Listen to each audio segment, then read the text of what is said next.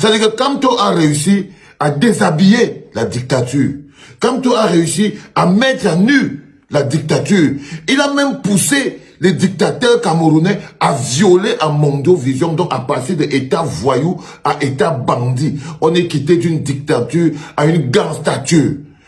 Maurice Kamto et Ferdinand Ngo Ngo, deux révélations qui secouent le Cameroun. Mesdames et messieurs, bienvenue sur Afrique Unie.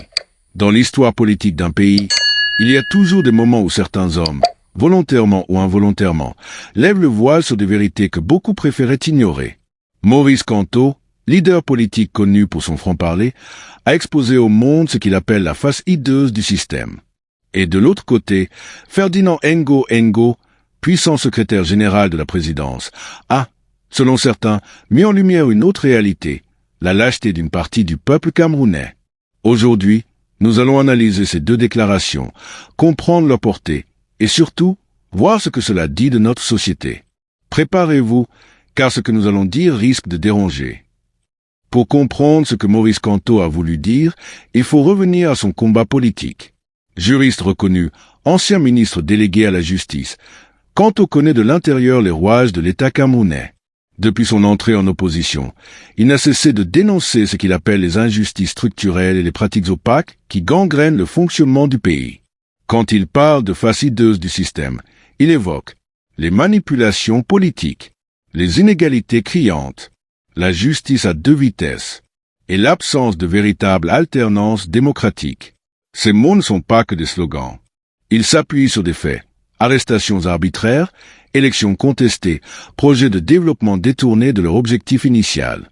Pour Kamto, exposer cette vérité, c'est non seulement un devoir, mais aussi un risque. Car dans un environnement où critiquer le système peut coûter la liberté, voire plus, chaque mot devient une arme.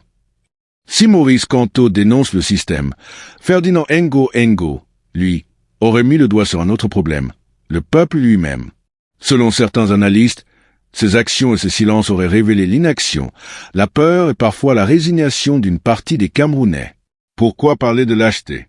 Parce qu'au Cameroun, beaucoup dénoncent dans les salons, sur les réseaux sociaux, mais très peu agissent concrètement. Lorsque des scandales éclatent, l'indignation est souvent éphémère. Quelques jours plus tard, tout redevient comme avant. Ce que Ngo Ngo aurait mis en lumière, volontairement ou non, c'est cette incapacité collective à transformer la colère en action. Certains diront que c'est de la prudence, d'autres que c'est de la peur, mais dans les faits, cela contribue à maintenir le statu quo. Mettons les choses au clair, un système ne se maintient que parce qu'une partie de la population l'accepte ou le tolère. Quand Maurice Kamto pointe la face hideuse du système, il parle d'un appareil politique qui s'auto-entretient grâce aux privilèges et à la répression.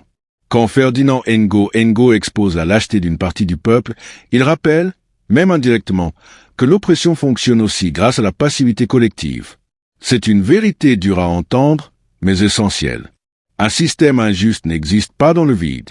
Il repose sur des acteurs, mais aussi sur les spectateurs. Alors, où en sommes-nous aujourd'hui?